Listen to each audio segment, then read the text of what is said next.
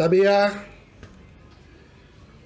sukacita dan rasa bahagia dari saya boleh ada di rumahnya Bung Freddy Wawor, sarjana sastra, magister teologi, yang diberi nama Wale Papendangan. Dan memang di tempat ini begitu banyak pustaka, buku-buku yang ada dari Bung Freddy. Kalau mau dihitung kira-kira 30.000 sampai 40.000 buku di rumah ini. Buku-buku sejarah atau historika, budaya, sastra, teologi, termasuk filsafat, antropologi, psikologi, sosiologi, ekonomi, dan lain sebagainya. Ini luar biasa tempat peristirahatan dari Bung Freddy ini. Tanpa santai, tanpa membaca, yang begitu mengenakan kalau ada di lokasi ini. Kita berada di Desa Talikuran, Kecamatan Sondar, yang di dalamnya bisa menginspirasi, bisa memberikan pandangan-pandangan bagi kita untuk bagaimana memandang jauh ke depan. Apa yang harus kita kerjakan dalam hidup ini, dalam tugas dan tanggung jawab kita sebagai hamba Allah yang mengabdikan diri dalam bidang kegiatan kita masing-masing. Bung Freddy sebagai seorang sastrawan, karena berlatar belakang sarjana sastra, sekaligus sebagai seorang sejarawan, budayawan yang unik dan luar biasa, yang banyak memberikan kajian-kajian, pikiran, pandangan tentang bagaimana budaya masyarakat atau Toh Minahasa, yang dalam sudut pandang beliau begitu luar biasa. Dan tentunya dalam kesempatan ini kita akan bicara secara spesifik tentang kepemimpinan Minahasa, Tonaas, dan Walian. Tentunya ada pandangan-pandangan yang luar biasa dari saudara kita ini, yang bisa mendefinisikan, bisa memberikan falsafah yang luar biasa dari kedirian sebagai seorang walian dan juga sebagai Tonaas. Kira-kira starting point yang bisa disampaikan oleh saudara kita Bung Freddy Wawor, sarjana sastra, magister teol. Boleh kira-kira bisa memberikan satu pengantar yang bisa disampaikan kepada pemirsa sekalian dalam rangka menambah wawasan kita sebagai orang-orang yang mau belajar dalam hidup ini. Silakan, Bung. Oke, terima kasih. Memang ketika orang bercerita tentang kepemimpinan Minahasa, umumnya yang terlintas dalam pikiran kita ya tentang dua istilah kunci ini, Tonaas dan Walian. Walaupun juga di beberapa sumber juga ada yang mengaitkan juga dengan istilah teterusan.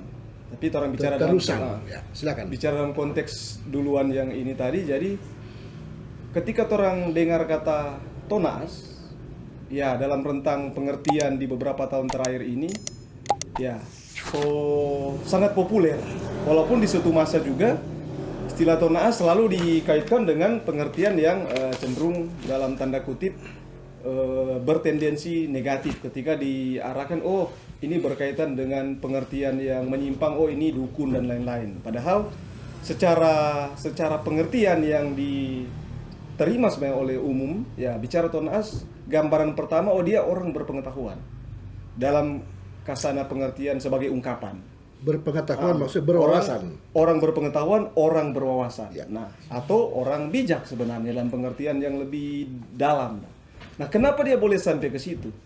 Karena sebenarnya secara terminologis kata tonas itu dihubungkan dengan perpaduan dari kata tou dan juga ngaas. Nah, jadi ada juga pengertian yang dikaitkan dengan pengertian tou ni ngaasan. Sebenarnya dalam pokok pemahamannya kurang lebih sama.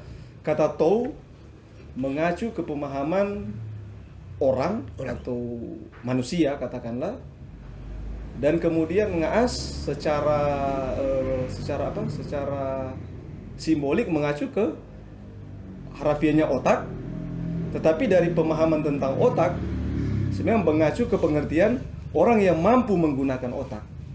Lebih dalam lagi sebenarnya tou ngaas ini berkaitan dengan orang yang memahami persoalan-persoalan sampai pada hakikatnya atau pada intinya.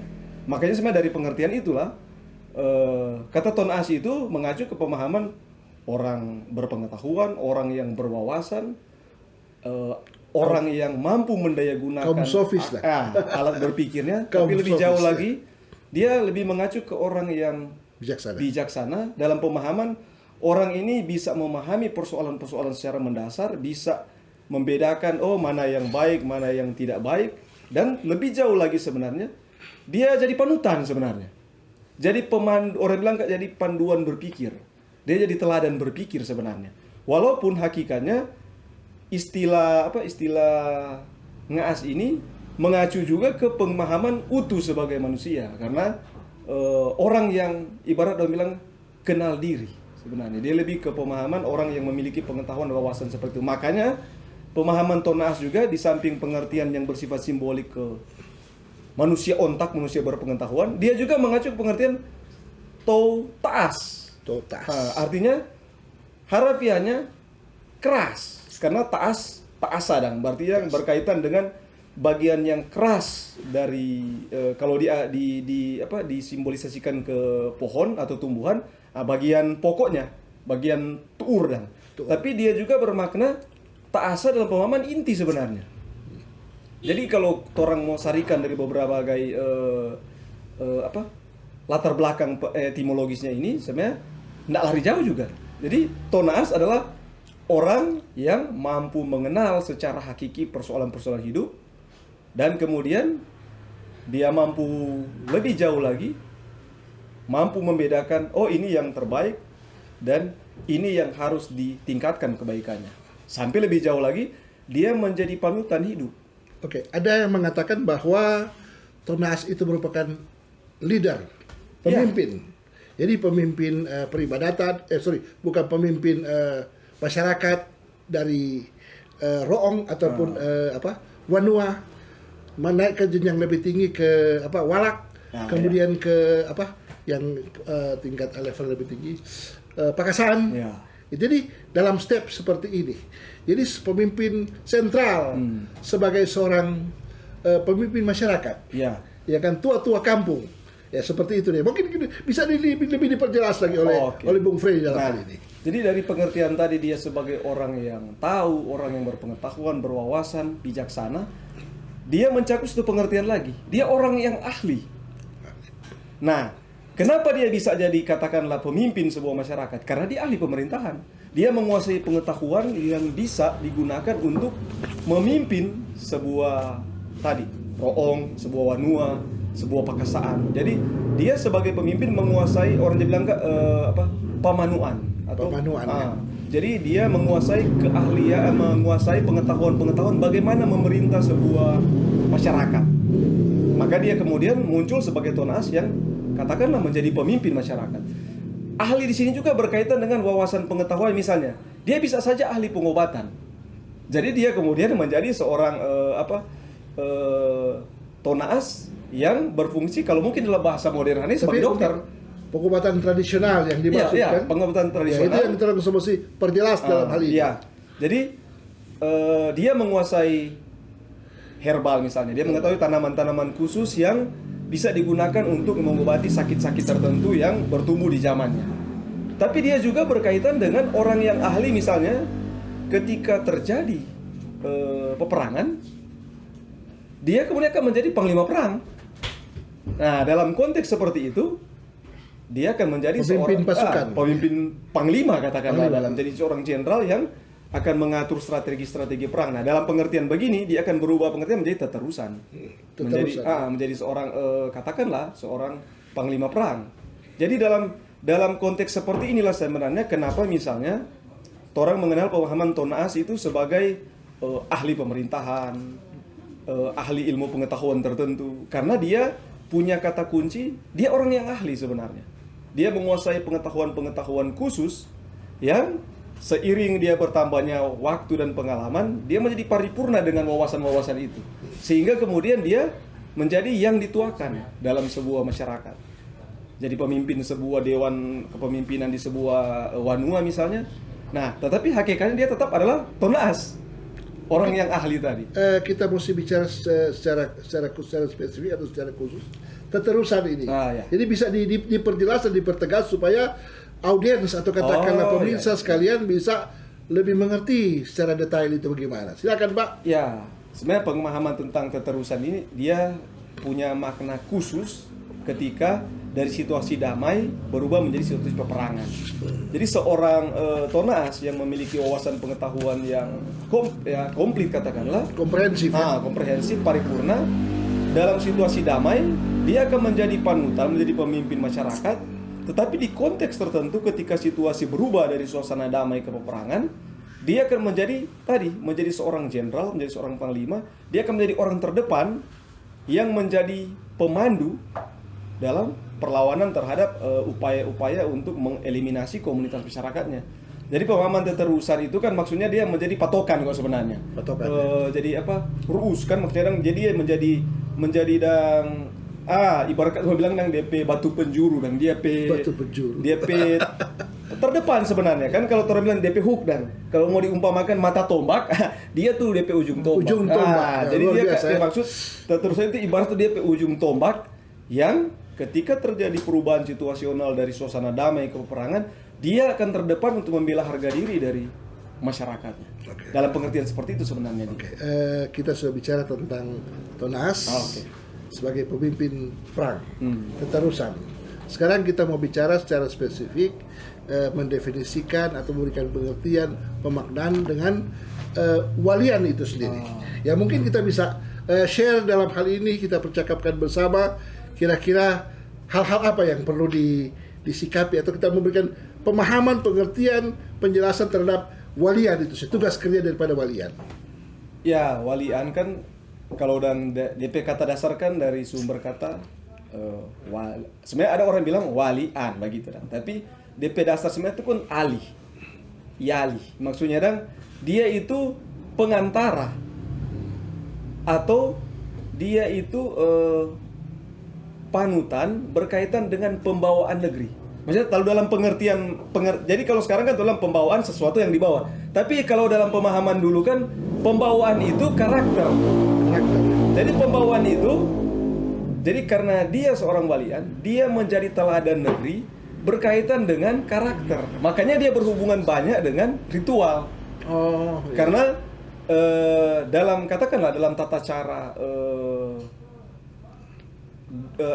tata cara Makatana Kak sebenarnya dia disebut tata cara Makatana maksudnya kan dalam tata cara religi Makatana katakanlah dalam pemahaman sementara begitu walian memegang peran sentral sebagai pengantara. Kenapa dia jadi pengantara? Karena dia adalah teladan dari pembawaan negeri, maksudnya teladan dari karakteristik negeri. Jadi dia menjadikan ke dalam konsep masyarakat dulu posisi katakanlah posisi kepercayaan mungkin sampai sekarang juga kepercayaan itu memegang sebuah central point yang menentukan bagi masyarakat itu, karakter masyarakat itu. Makanya seorang walian dari dulu sampai sekarang kan dia selalu dikaitkan dengan keteladanan karakter. Karena dia menjadi pengantara antara masyarakatnya, alam, dan Tuhan. Atau kesuruhan atau empung yang dalam bahasa Dapatkah dulu. saya katakan seperti ini?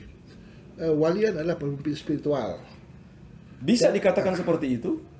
Ya, kalau dalam bahasa teologi, bahasa Alkitab itu dibilang imam, Ya, pemimpin peribadatan, pemimpin ritus-ritus, benar. atau upacara-upacara keagamaan yang katakanlah ada di sekitar masyarakat itu sendiri. Nah, jadi mungkin bisa dipertegas dalam hal ini. Memang dalam pengertian yang mungkin paling gampang orang terima hari ini, ya, sejajarannya ketika bicara walian ya pendeta, imam. Karena dia kemudian akan memimpin ritus-ritus yang berkaitan dengan masa depan dari, katakanlah dari masyarakat, dari klan atau dari suku yang dia pengantarai, sehingga kemudian kekasan dari masyarakat itu ditentukan sebenarnya adalah pada ketaatan orang dalam menjalankan tata cara itu, dan itu berhubungan dengan walian. Sekarang kita semua mau coba lebih pertegas lagi, perjelas lagi untuk menjadi seorang walian itu prosesnya harus bagaimana? Menurut Pak gimana? Ada paling tidak tahapan-tahapan baru inilah seorang walian, seorang pemimpin spiritual, seorang pemimpin agama dalam tahapan-tahapan tertentu. Jadi paling tidak ada DP step kan dalam hal ini. Silakan. Ya, sebenarnya kalau udah mau ditelusuri pun dari referensi-referensi dari kisah-kisah. Ya. Walian memang sebenarnya ditunjukkan oleh Sang Pencipta melalui simbol-simbol, tanda-tanda. Misalnya, kalau katanya misalnya, dia waktu lahir ditandai dengan bunyi-bunyi tertentu, bunyi alam tertentu, misalnya berhubungan dengan tanda atau bilang tanda manguni, burung malam yang terbaik. Ada juga berhubungan dengan dia lahir pakai sarong. Oh gitu. Ada selaput yang menutupinya secara utuh. Tetapi dia juga berhubungan dengan talenta-talenta khusus yang orang bilang DP bawaan. Tetapi seiring waktu juga dia akan dipandu oleh para tetua-tetua. Jadi ada talenta-talenta khusus yang memang ada pada dia, tetapi ada keahlian-keahlian yang mau dia pelajari berhubungan dengan tata cara yang bersifat kebiasaan dari masa lalu sampai sekarang. Jadi memang secara bawaan dia punya sesuatu, makanya dia bilang kan kina alian. Jadi maksudnya ada taiko akan, ada bawa akan, ada alian, kina alian. Nah, jadi ada orang pembawaan. Jadi ada karakter tertentu yang cuma dikhususkan bagi dia karena dia punya mandat, ibaratlah dalam pemahaman begitu, untuk memandu karakteristik teladan hidup masyarakat secara spiritual tadi. Oh iya, mantap. Secara DP kata kunci kan secara spiritual tadi itu. Bagaimana masa depan masyarakatnya akan ditentukan oleh hasil dari kemampuan dia memandu ini masyarakat sehingga memiliki sebuah cara pandang hidup yang bersifat spiritual tetapi juga bersifat praktis yang seimbang. Karena kan ritual, sebenarnya kalau orang perhatikan ritual-ritual tata cara Makatana ini itu kan harmoni sebenarnya. Bagaimana orang mengharmonikan diri dengan diri sendiri, dengan masyarakat, dengan orang sesama, dengan sesama makhluk hidup, dengan alam semesta, dan dengan kehendak Sang Pencipta. Jadi walian ketika dia mengantarai katakanlah masyarakat orang per orang, alam, dan dalam hubungannya dengan Yang Maha Kuasa, dia sebenarnya sementara menuntun agar masyarakat ini berjalan dalam sebuah katakanlah way of life tertentu. Dan way of life ini yang dalam pemahamannya inilah jalan yang mesti dari ini yang disebut katakanlah turunan dari Toar Lumimut begitu dan. Ini yang disebut orang bilang ini yang disebut jalan orang Maha Esa begitu dan. Jadi tata cara hidup yang dia jalankan ini sebenarnya bertujuan, jadi melalui pola-pola ritual-ritual sebenarnya. Jadi misalnya di ritus-ritus misalnya, diajarkan kan misalnya disiplin waktu, kemudian disiplin diri. Karena ketika orang mau memasuki etapa kata tahapan ritual, dia harus mempersiapkan diri. Dia bukan cuma tiba-tiba saja begitu, enggak. Dia harus betul-betul mengutuhkan diri, mesti menyatu dengan DP masyarakat, DP keluarga malah dengan DP diri, sampai di dalam proses persiapan. Makanya kalau ini DP bentuk sederhana misalnya dalam tata cara itu, misalnya mengambil sirih, pinang, kapur dan lain-lain. Itu semua adalah simbol-simbol yang berujung kepada ketetapan hati, keyakinan diri, dan juga kepada apa? Kepada orientasi hidup. Jadi sebenarnya kalau orang bilang walian ini memberikan sebuah orientasi hidup dalam cara hidup masyarakat Minahasa yang bertolak dari apa? Dari spiritualitas yang keluar ke dalam sikap. Jadi dia membentuk tuh pribadi orang, membentuk pembawaan dirinya, sehingga dia mampu kalau mau bilang kok pada akhirnya output dari pelaksanaan tata cara hidup ini, masyarakat yang dia pandu ini akan melahirkan manusia-manusia yang tahu menempatkan diri. Kalau mau bilang kan pada bahasa hari ini seperti itu, membentuk pribadi-pribadi yang tahu menempatkan diri. Nah, sehingga seperti kita bilang tadi, itu menjadi ini tata cara Maesa. Maesa kan bukan seragam. Maesa itu bisa Maesa karena ada orang esa. Karena masing-masing hidup dalam prinsip hidup yang dia yakini, tetapi tidak pernah mengingkari keberadaan dari eksistensi yang lain. Bahwa ada manusia yang lain, bahwa ada sesama makhluk hidup yang lain, bahwa ada alam di mana orang hidup dan berada, tetapi di mana juga ada yang maha kuasa, yang karena kuasanya mengadakan orang hari ini. Jadi itu konsep spiritualitas yang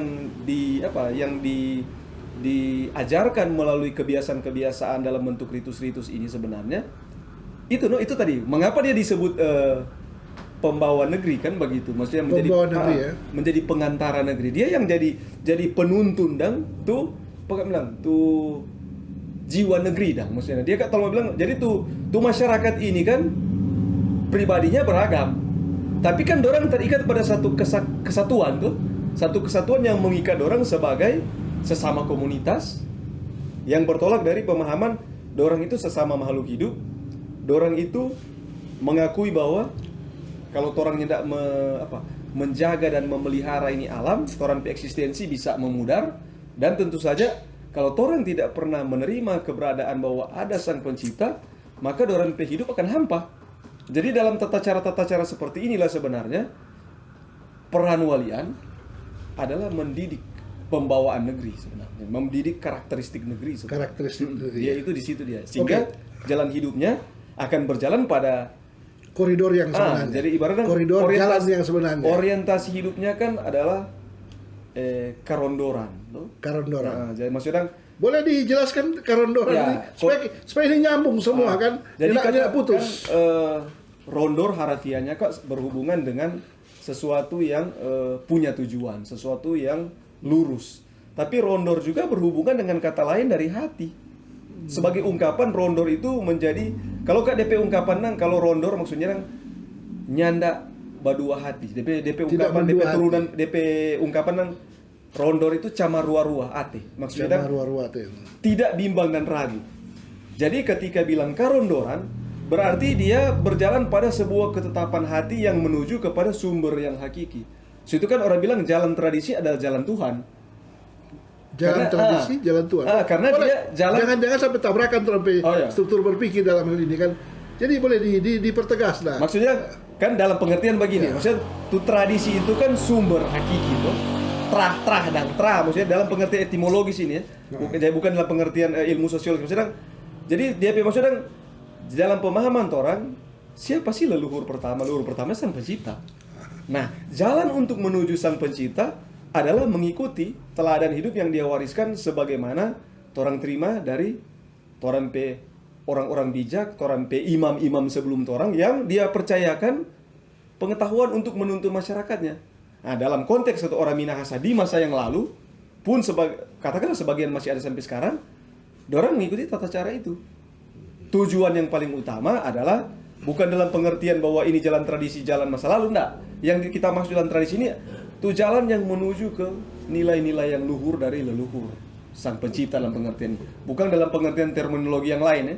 Leluhur yang dalam Toran pemahaman ini Sang Pencipta Tuhan. Dalam terminologi orang Minahasa kan dia menggunakan terminologi apo atau opo dalam huruf besar kan. Sebagai lebih cenderung ke Allah Bapa. Dalam pengertian Allah sebagai kalau bahasa tanah kan dia pakai opo kan itu sebutan akrab, pemahamannya ibarat orang tua. Orang tua ya. Orang yang paling dekat dengan orang dalam konteks bahwa dari dia lah orang mewarisi orang pegaris darah. Tapi kan dalam terminologi orang Minahasa kan dia mengenal kata kasuruan. Kasuruan ya secara etimologis hakikat sumber asali kehidupan. Suruk di dasar suruk maksudnya sumber benih hidup dan baru kata empung juga punya pengertian yang maha kuasa sebenarnya. DP pemahaman itu baru apo sama apo itu tuh sedekat orang tua tuh orang begitu kan DP pemahaman DP terminologi itu kan. Jadi sebenarnya pengertian itu soal bagaimana orang tua dulu mendekatkan diri dengan pemahaman itu dan sebagai terminologi. Jadi kembali ke soal tadi, jadi walian itu adalah pembawa negeri, pengantaran negeri.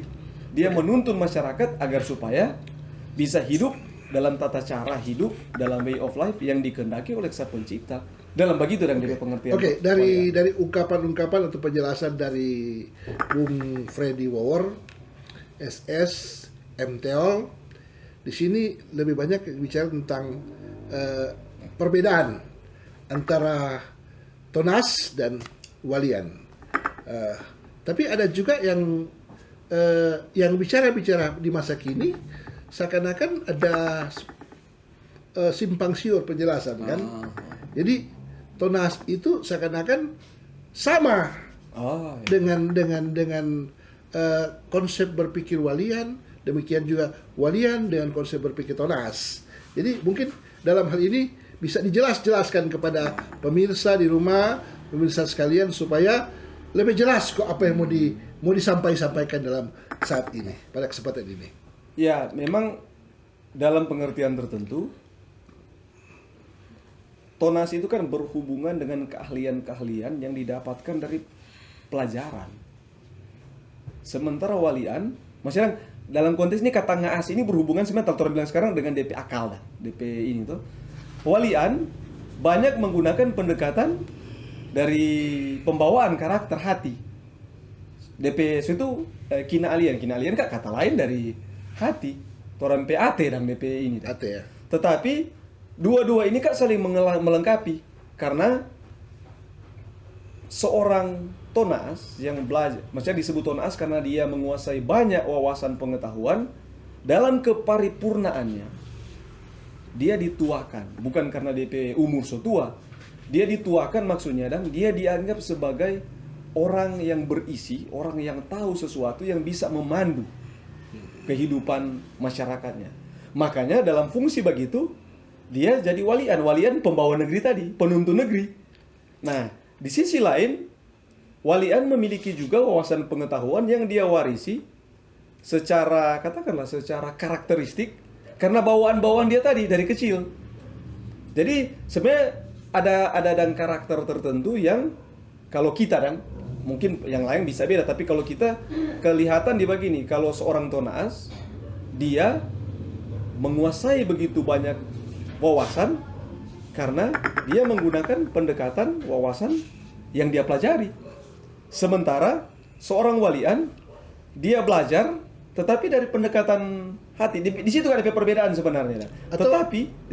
Tetapi dalam perkembangan sekarang, jadi orang juga mesti mengakui bahwa perkembangan sejarah Minahasa hari ini mengalami bukan degradasi, Kak. Jadi karena makin lama juga orang pengetahuan bahasa tanah berkurang. Jadi orang tahu kata Tonas berasal dari to dan ngaas. Orang sebagian tahu bahwa kata walian berasal dari kata wali tambah akhiran an. Ya. Tetapi tidak kan semua orang lagi walaupun orang tahu secara kamus bahasa tanah ini pengertian yang mampu lebih jauh lagi seperti orang tua dulu, cita rasa bahasanya dia sampai. Kan orang sampai kata orang generasi. Ada yang kita belajar bahasa misalnya, kita belajar bahasa tanah misalnya, ada yang kita belajar dari buku, kamus, ada yang kita belajar karena kita bertumbuh di lingkungan bahasa itu. DP cita rasa kan beda.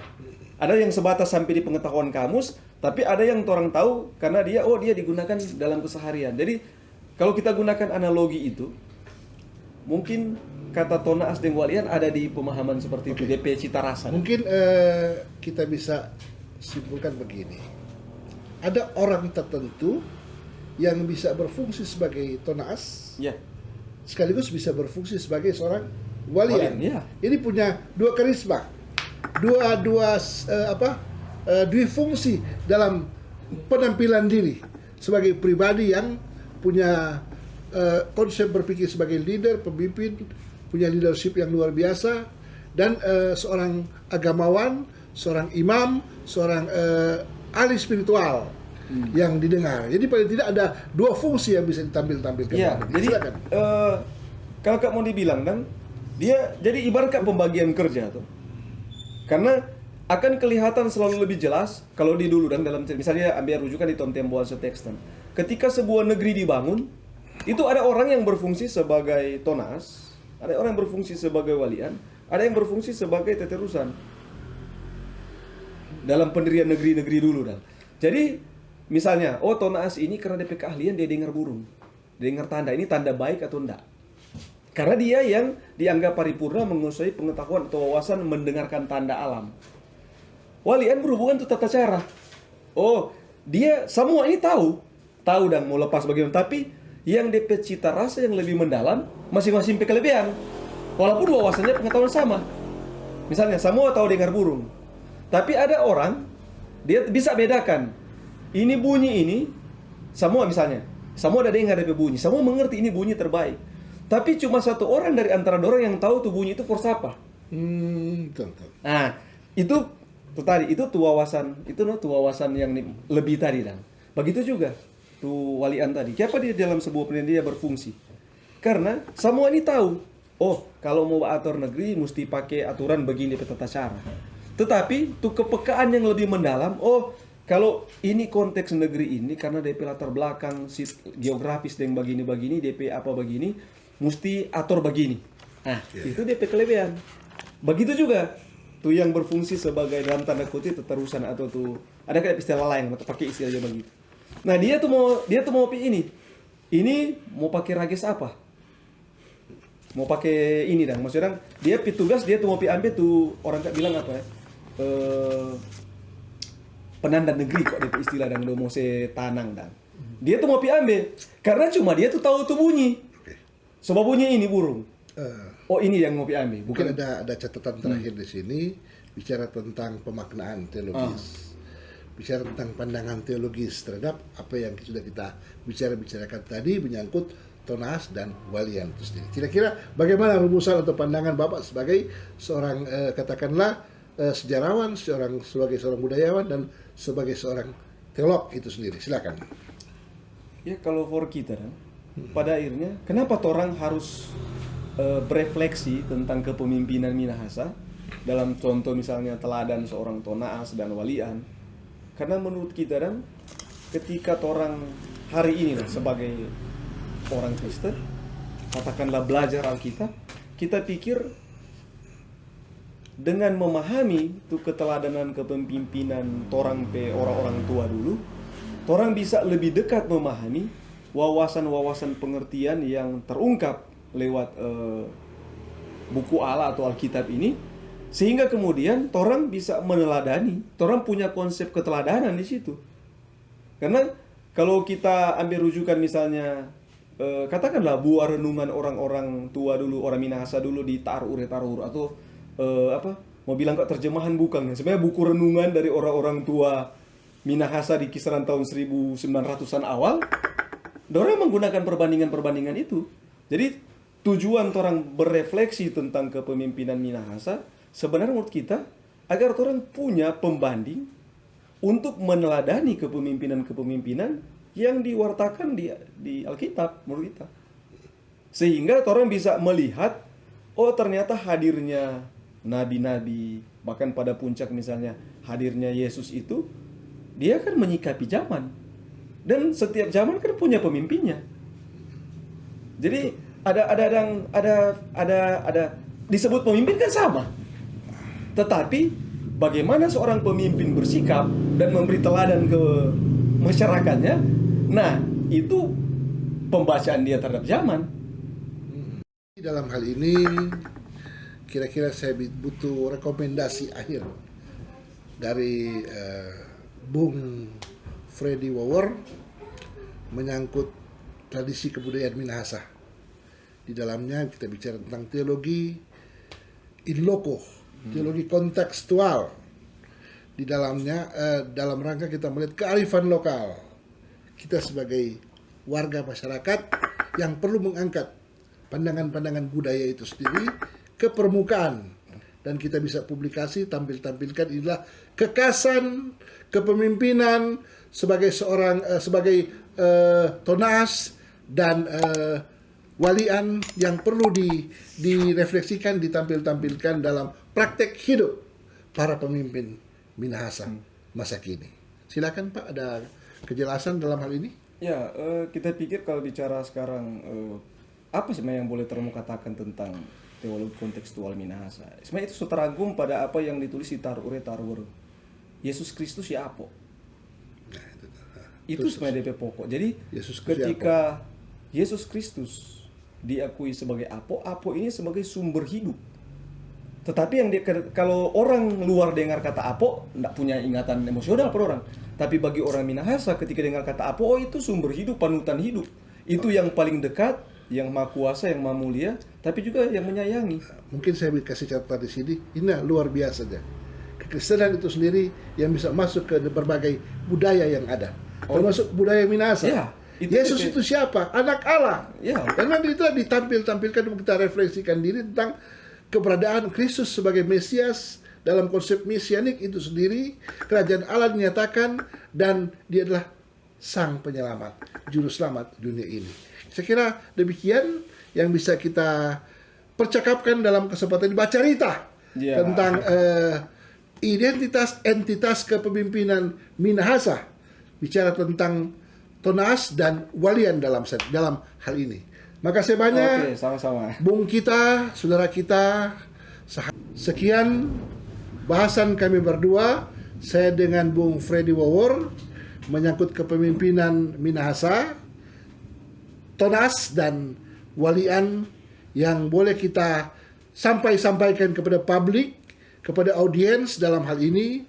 Dan terima kasih, pekik semangat To Minahasa, Yayat Usanti. Salam sejahtera, tabea, sukacita iman. Makasih banyak.